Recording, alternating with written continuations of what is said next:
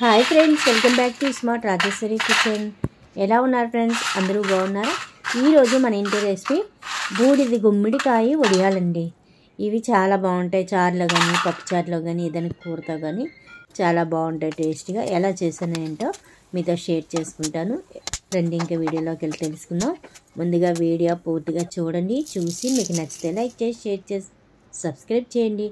అలాగే మీరు చేసుకొని మీకు ఎలా వచ్చిందో కామెంట్ ద్వారా కామెంట్ చేయండి. సింపుల్గా ఈజీగా చేసుకోవచ్చండి. ఇంట్లో చేసుకుంటే ఎంత టేస్ట్గా ఉంటుందో, ఎంత ఆరోగ్యంగా ఉంటాయో తెలుసు కదా. ఇంకా వీడియోలోకి వెళ్ళి తెలుసుకుందాం రండి. ముందుగా బూడిది గుమ్మడికాయ చూసారా, నేనైతే చిన్న సైజు దొరికిందనమాట. ఈ సైజు తీసుకున్నాము. మీకు పెద్ద సైజు దొరికితే పెద్ద సైజు తీసుకోండి.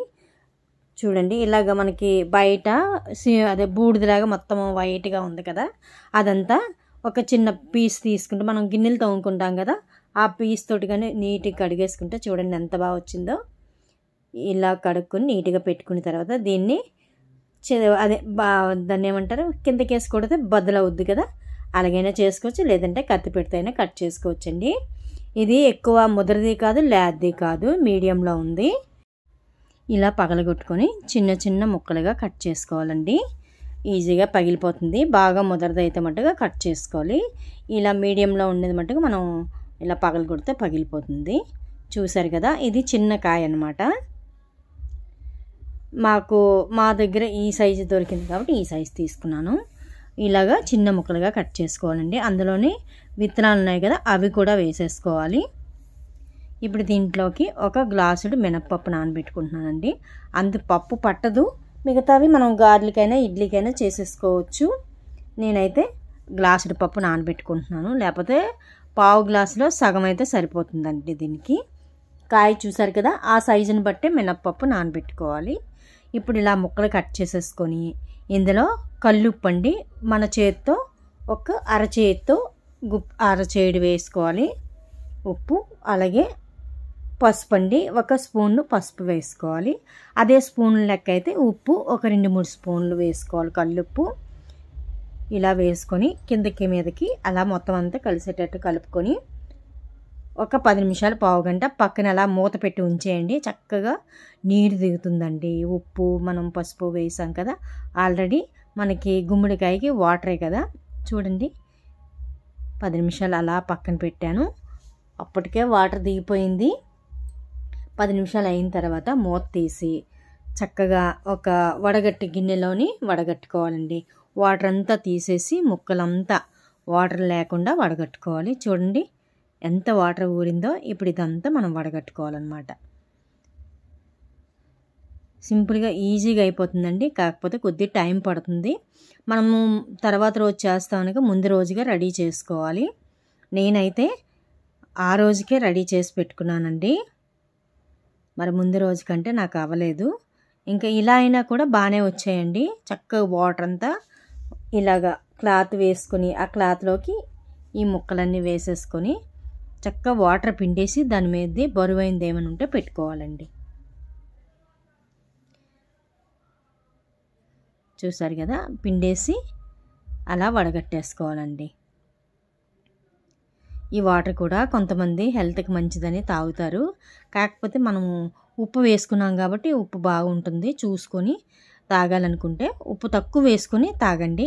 నేనైతే మళ్ళీ ఉప్పు కలపలేదండి. ఆ ఉప్పుతోటే నేను వడియాలు రెడీ చేసుకున్నాను. చూసారు కదా, పసుపు ఉప్పు వేసిన నీళ్ళవి చాలామంది తాగుతారు. మేమైతే తాగలేదనమాట, ఉప్పు కూడా ఎక్కువగా ఉంది కదా.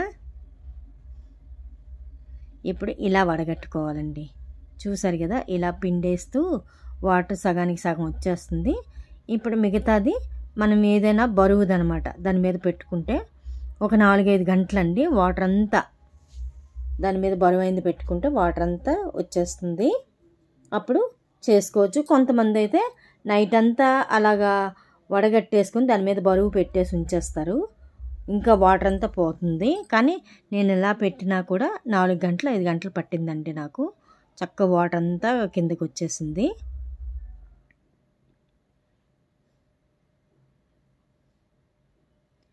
ఇలాగ రెడీ చేసుకొని దీని మీద బరువు ఏదైనా పెట్టుకోవాలి. చిన్న రోళ్ళు ఉంటాయి కదండి, మనం ఎక్కువగా పచ్చళ్ళకి అట్లకి వాడుతుంటాము. ఇలాంటి రోల్ అనమాట. నేనైతే ఇది మీరు ఇంకా ఏదైనా వెయిట్ ఉన్నది పెట్టుకోండి. 4-5 గంటలు ఇలా వదిలేసానండి. వాటర్ అంతా చక్కగా కిందకి దిగిపోయింది, చప్పబడిపోయింది అనమాట. క్లాత్ మూట అంత మూట ఉండేదల్లా చిన్నది అయిపోయింది. 5 గంటలు పట్టిందండి వాటర్ అంతా పోవటానికి. అది మళ్ళీ ఒక పళ్ళెంలో వేసుకొని ఇగో పప్పు వేసాను. గార్లిక్ పప్పు ఎలాగా రుబ్బుకుంటామో మెత్తగాను గట్టిగాను రుబ్బుకోవాలండి. పప్పుకి అలాగే మనము గుమ్మిడి ముక్కలు కట్ చేసి వడగట్టుకున్నాం కదా, దానికి టైం సరిపోయింది.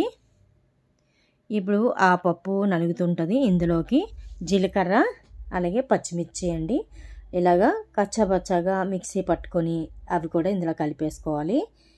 గుమ్మడికాయ ముక్కలు వడగట్టాం కదా, ఆ ముక్కల్లో కలిపేసుకోవాలి. పప్పు కూడా ఇలా నలిగిపోయింది చూసారా, ఇలా గారెల రుబ్బులా ఉంటే సరిపోతుంది. ఎంత కావాలో అంత వేసుకొని కలిపేసుకోవాలండి. లైట్గా మనకి ఒడుము చుట్టేటట్టు రావటానికి ఈ రుబ్బు వేసుకోవాలన్నమాట. మనకి గారెల రుబ్బు కానీ వేయకపోతే మనకి ఒడుము చుట్టుకోవడానికి రాదు కదా, అందుకే ఇది వేసుకొని సరిపోయిందండి. ఇలా ఉంది, సరిపోయింది. ఇంకొద్ది వేస్తే సరిపోతుంది. చూసుకొని మనం ఒడిని చుట్టుకునేటట్టుగా రావాలండి. మనకి ఎంత సైజు కావాలో అంత సైజు చూసుకొని చుట్టుకోండి. చూడండి ఎలా వచ్చిందో, అలా వస్తే సరిపోతుంది అన్నమాట. ఇప్పుడు అవన్నీ వడియాల కింద నేనైతే ఒక పళ్ళెంలోని ప్లాస్టిక్ కవర్ అండి, మనకి గోధుమ పిండితోటి కవర్లు వస్తుంటాయి కదా, అలాంటి కవర్లు తీసుకొని పళ్ళెంలోని వేసుకొని పెట్టుకోవాలి. లేదంటే మనకి డాబా ఉంటే డాబా మీద ఆరబెట్టుకొని కవర్ పెట్టేసి డాబా మీద ఆ మొత్తంగా అన్నీ కలిపి వేసేసుకోవాలన్నమాట. నేనైతే పళ్ళాల్లో కవర్ పెట్టేసి అందులో వేసుకున్నాను. చూసారు కదా, ఇలా పళ్ళాల్లో కవర్లు పెట్టేసి ఈ సైజులో చేసుకున్నానండి. మిగతా రుబ్బు ఉండిపోయింది కదా, అది నేను గారెలు చేశాను, అది కూడా వీడియో పెట్టాను అనమాట. అవి అలా వేస్తూ ఈలోగా ఇవి కలిపేసి వడియాలు చేసేసి గారెలు చేసుకున్నాం అనమాట మేము. ఎక్స్ట్రా రుబ్బు ఉంటే మంచిదే కదా, అందుకని దానికి తగ్గట్టు కాకుండా ఎక్కువే నేను గ్లాస్ పప్పు నానబెట్టానండి. అందులో సగం పప్పు అయితే సరిపోతుంది. కాకపోతే గారెల రుబ్బు కాబట్టి మనం గ్రైండర్లో వేసినప్పుడు మరీ తక్కువ వేస్తే బాగోదు కదా అని నేను గ్లాసుడు పప్పు వేసాను అనమాట. ఇలాగే వడియాలు చేసేసుకోవాలండి. చూసారు కదా వీడియోలో చూపించినట్టు. ఏదైనా కవర్ మీద ఇలా పళ్ళెంలోని కవర్ పెట్టి వేసేస్తే మనకి ఎండిపోయిన తర్వాత ఈజీగా ఊడిపోతాయి. 3-4 రోజులు ఎండబెడితే సరిపోతాయండి. 4వ రోజుకి మనకి వేపుకొని తినడానికి రెడీ అయిపోతాయి. ఇది రసంలోకి కానీ పప్పుచారులోకి కానీ దేనికైనా కూడా చాలా బాగుంటాయండి. కూరలకు కూడా తినేటప్పుడు ఇవి వేపుకొని తింటే సూపర్గా ఉంటాయి. మా ఇంట్లో అందరికీ ఇష్టం అండి గుమ్మిడి వడియాలు, హెల్త్కి కూడా మంచిది కదా. చూసారు కదా, మనకి 2 పళ్ళాలతో వచ్చాయండి వడియాలు. అదే కొని మనం తెచ్చుకునే కన్నా కాయ కొనుక్కొని ఇలా వడియాలు చేసుకుంటే ఇంట్లో అందరము మాకైతే ఒక 1 నెల రోజులు వస్తాయండి. వారానికి 2-3 సార్లు వేపుతాను. 1 నెల వస్తాయి, 1 నెల 2 నెలలకి వస్తాయన్నమాట. మళ్ళీ చేసుకోవాలి, చాలా బాగా వచ్చాయి అన్నమాట. చూసారు కదా, ఇవి 2వ రోజుకండి. మొదటి రోజు ఆరి 2వ రోజుకి ఇలా ఉన్నాయి. 2వ రోజు సాయంత్రంకి ఇలా ఆరిపోయాయి అన్నమాట. ఇప్పుడు ఇవి ఇలా తిరిగేసేసి 3వ రోజుకి ఎండబెట్టుకోవాలి.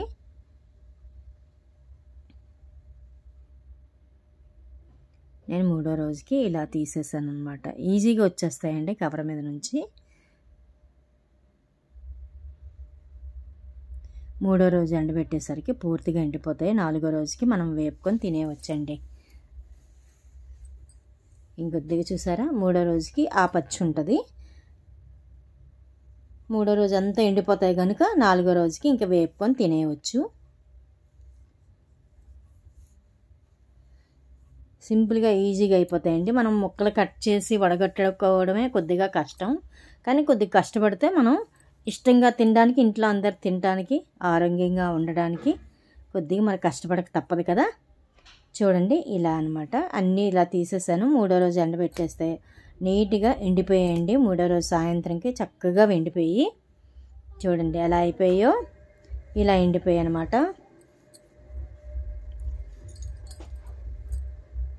చూసారు కదా, ఇంకా గరగరలు ఆడుతున్నాయండి. ఇంకా వేపేసుకోవడమే మనం. నేనైతే ప్రతిరోజు మాకు ఇంకా గుమ్మిడి వడియాలేనండి. ఒక్కసారే ఒక గుప్పుడు వేపుకొని ఒక బాక్స్లో పెట్టి ఉంచుకున్నాను. చూసారు కదా, ఇంకంతేనండి, మన వడియాలు రెడీ అయిపోయాయి. ఇంకా స్టవ్ మీద ఆయిల్ పెట్టేసుకుని వేపేసుకుందాం రండి. నిజంగా చాలా టేస్టీగా వచ్చాయండి. నేనైతే సాల్ట్ వేయలేదండి, ఎందుకంటే నేను ముందే ముక్కల్లో సాల్ట్ వేసాను ఎక్కువ, అందుకని ముక్క తిని చూసాను అనమాట. సాల్ట్గా ఉందని నేను ఇంక ఉప్పు వేయలేదు. మీరు చూసుకొని వేసుకోండి అనమాట. స్టవ్ వెలిగించి ఇలాగ ఆయిల్ పెట్టుకొని, ఆయిల్ కూడా ఏం పేల్చవండి వడియాలు. మీడియంలో పెట్టి వేపుకోండి. హైలో పెడితే బేగ మాడిపోతాయి. మీడియంలో పెడితే చక్కగా క్రిస్పీగా ఎగుతాయి. చక్కగా మనం తింటుంటే ఇంకా తినాలనిపిస్తుందండి, అలా ఉంటాయి. అంతే ఫ్రెండ్స్, వేగుతుంటే ఆ స్మెల్ కూడా చాలా బాగుంటుందండి. నాకు చాలా చాలా ఇష్టం. చూడండి, చక్కగా వేపుకున్నాను. ఇలా ఒక గిన్నె ప్లేట్ వేపేసుకొని ఒక బాక్స్లోనే, గాజు బాక్స్ కానీ ప్లాస్టిక్ బాక్స్లో కానీ పెట్టుకుంటే ఒక వారం రోజులకి సరిపోతాయండి. అలా వేపుకొని, అస్తమానం వేపడం అంటే వేపలేం కదా, ఒక్కసారి ఇన్ని వేపేసుకొని మంచిగా గాజు బాక్స్ కానీ ప్లాస్టిక్ బాక్స్ కానీ రెడీ చేసుకొని అందులో పెట్టుకున్నారనుకోండి, ఎప్పుడు కావాలంటే అప్పుడు తినొచ్చు. అన్నీ ఒకసారి కాకుండా ఒక గుప్పుడేసి వేపుకొని పక్కన పెట్టుకుంటే ఎప్పుడు కావాలంటే అప్పుడు తినొచ్చు. అంతే ఫ్రెండ్స్, ఈ వీడియో చివరి వరకు చూడండి. చూసి మీకు నచ్చితే లైక్ చేసి, షేర్ చేసి, కొత్త వాళ్ళైతే సబ్స్క్రైబ్ చేసుకోండి. చూసారు కదా, గుమ్మిడి వడియాలు ఎంత ఈజీగా సింపుల్గా అయిపోయాయో. మనం కొట్టు మీద కొనుక్కుంటే ప్యాకెట్కి ఒక 10-15 వస్తాయండి. అవి కూడా 60-70 రూపాయలు అనమాట ప్యాకెట్ కూడాను. ఇలాగే ఇంట్లోని కొద్దిగా శ్రమ పడితే మనకి ఈజీగా ఆరోగ్యంగా రెడీ అయిపోతాయి. చూసారా ఎంత ఎమ్మిగా రెడీ అయిపోయాయో. చక్కగా క్రిస్పీగా వేగాయండి. చేత్తో ఎలా అంటుంది చూడండి, ఎంత బాగా వచ్చిందో. ఇలా ఉంటే బాగుంటుందండి. ఎక్కువ మినప్పప్పు కూడా వేయకండి. చూసారు కదా, ముక్కలు కలిసేటట్టుగా రుబ్బు వేసుకుని ఇలా పెట్టుకుంటే మనకు వేపి తినేటప్పుడు క్రిస్పీగా బాగుంటాయండి. అంతే ఫ్రెండ్స్, ఈ వీడియో నచ్చింది కదా, నచ్చితే లైక్ చేసి, షేర్ చేసి, సబ్స్క్రైబ్ చేయండి. Thank you for watching. Bye friends. మీరు కూడా చేసుకోండి. చాలా సింపుల్గా ఈజీగా అయిపోతే టేస్ట్గా ఉంటాయి. అంతే ఫ్రెండ్స్, మా వీడియోలు నచ్చాయని అనుకుంటున్నాను. తప్పనిసరిగా సపోర్ట్ చేసి సబ్స్క్రైబ్ చేయండి ఫ్రెండ్స్. మళ్ళీ మంచి వీడియోతో వస్తా. Thank you for watching. Bye friends. Bye bye.